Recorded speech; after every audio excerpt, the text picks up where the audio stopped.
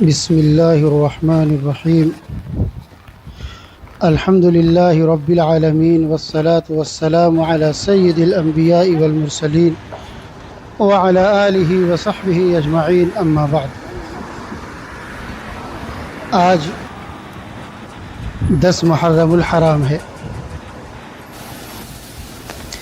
اور آج کے بارے میں جو اصل چیزیں ہیں وہ لوگوں کے ذہنوں سے دور ہیں، اور آج کی تاریخ، آج کے دن کے تعلق سے جتنی خرافات ہے، جتنی واہیات باتیں اور من گھڑت چیزیں ہیں، وہ تمام لوگوں کے دل و دماغ میں مستحضر ہیں۔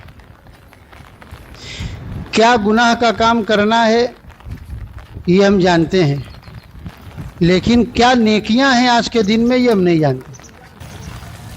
ہماری شریعت ہمیں کیا بتاتی ہے یہ ہم نہیں جانتے۔ نفس پرستی آج کے دن کی کیا ہے یہ چھوٹے بڑے سب اچھی طریقے سے جانتے ہیں۔ آج کا دن در حقیقت فتح اور نصرت کا دن ہے۔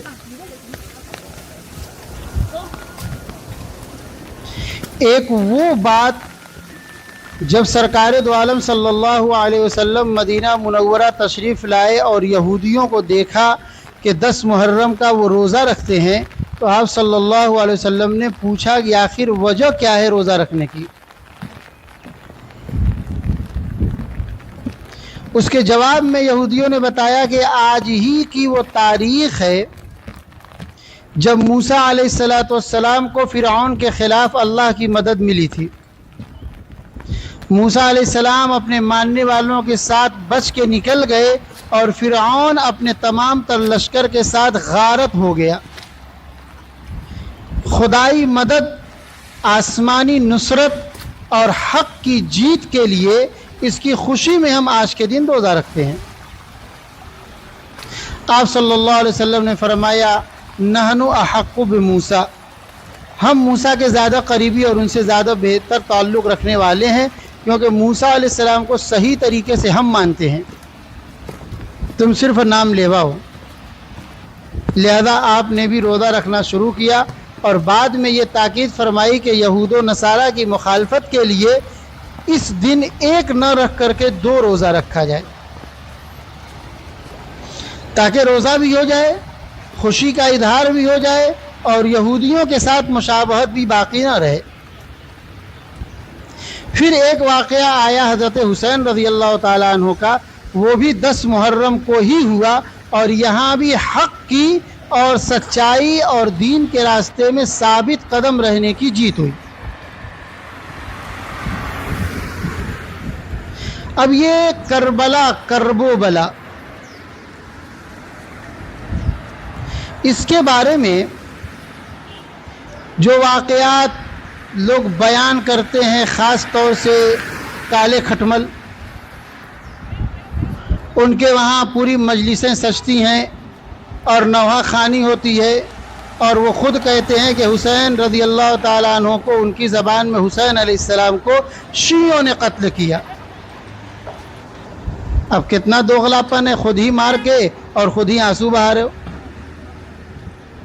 ایک دو نہیں، 10 ایسے شیعہ عالم ہیں جن کے بیانات موجود ہیں نیٹ پر، جو خود اقرار کرتے ہیں کہ اس زمانے میں کوفہ کے اندر شیعوں کا بسیرا تھا، شیعیان علی تھے۔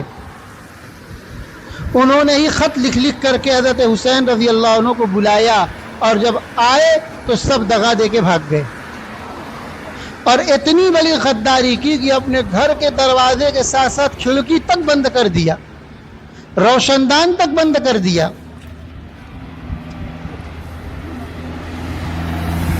اور پھر انہی شیعوں کا رشتہ دار ہے شمر، جس نے ساری چالیں چلیں، اور نتیجہ یہاں تک پہنچا کہ اہل بیت کے بہت سارے لوگ شہید ہو گئے۔ بظاہر ایسا لگ رہا ہے کہ حق کے ماننے والے اپنا خون بہا دیے، لہذا حق والے ختم ہو گئے اور باطل جیت گیا۔ مگر حق پرستوں کا خون اتنا سستا نہیں ہوتا. خون تو خون ہے، ہر حال میں رنگ لائے گا. وہ ان کی شہادت آج حق کی ایک پہچان بن گئی، اور آسمانی نصرت، آسمانی مدد جو انسانوں کو ملتی ہے اس کا معیار ہی یہی ہے کہ آدمی کا ایمان اور یقین کامل ہو، جس کو کہتے ہیں رسوخ ہو، ثابت قدمی اتنی بہترین قسم کی اور مضبوط قسم کی ہو کہ دنیا کی کوئی طاقت، کوئی دولت، کوئی حکومت، کوئی سلطنت اس کو متزلزل نہ کر سکے، اس کے اندر شک اور شبہہ نہ پیدا کر سکے. ایسے لوگوں کے واقعات سے آپ کی اسلامی تاریخ بھری پوری ہے. ایک صحابی حضرت خبیب بن عدی رضی اللہ تعالی عنہ، کفار مکہ نے ان کو دھوکے سے پکڑ لیا اور اپنا قیدی بنا دیا. قیدی بنانے کے بعد ان کے ساتھ جو معاملات تھے کیے، اس کے بعد فیصلہ یہ ہوا کہ ان کو سولی دے دی جائے. سولی پر چڑھانے کے لیے مکے کے باہر پوری بھیڑ ان کو لے کر کے گئی. جب سولی کے قریب پہنچے تو انہوں نے کہا کہ مجھے تھوڑی مہلت دے دو، تھوڑی سی مہلت دے دو. انہوں نے سوچا ہوگا کہ چلو بھائی لگتا ہے سمجھوتا کر لے گا بندہ، کس چیز کی مہلت دے دیں؟ تو انہوں نے کہا کہ اصلی رکعتین، میں صرف 2 رکعت نماز پڑھنا چاہتا ہوں، مجھے 2 رکعت نماز پڑھنے کی مہلت دے دو. چلو مرتا کیا نہ کرتا بھائی، آخری خواہش ہے پوری کر لو. 2 رکعت انہوں نے انتہائی خشوع و خضوع کے ساتھ اپنی زندگی کی آخری نماز سمجھ کے ادا کی. نماز پڑھنے کے بعد جب ان کو سولی کی لکڑی پر لٹکایا گیا تو ابو سفیان جو اس وقت مسلمان نہیں ہوئے تھے، انہوں نے کہا کہ اب اس کے اوپر موت کا خوف طاری ہوگا. موت سے تو اچھے اچھے لوگوں کو ڈر لگتی ہے، تو اب سولی کی لکڑی پر یہ گیا ہے تو اس سے سمجھوتے کی بات کروں، ہو سکتا ہے یہ ایمان سے پھر جائے. تو انہوں نے کہا کہ کیا تم اس بات کو پسند کرو گے کہ تمہاری جگہ پر محمد عربی صلی اللہ علیہ وسلم ہو اور تم کو آزاد کر دیا جائے؟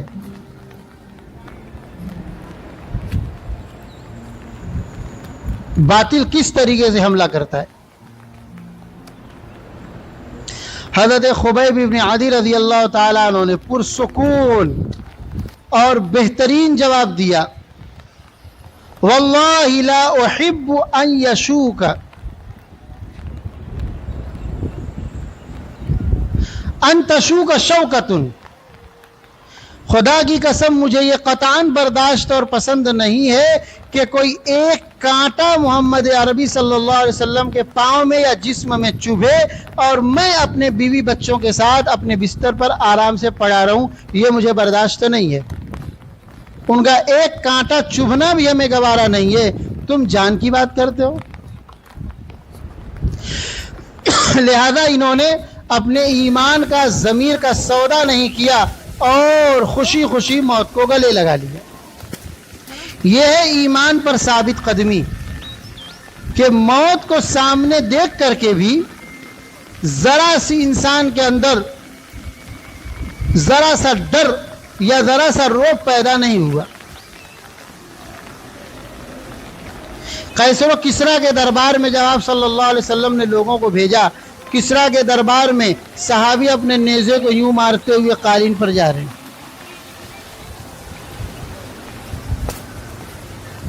کرے کسریٰ، عظیم کسریٰ کا دربار ہے، جھکو. ہم ایک اللہ کے علاوہ کسی کے سامنے سر نہیں جھکاتے. تمہاری سلطنت ہمارے کس کام کی ہے؟ کس لیے آئے ہو؟ تمہیں ایک پیغام سنانے آیا ہوں.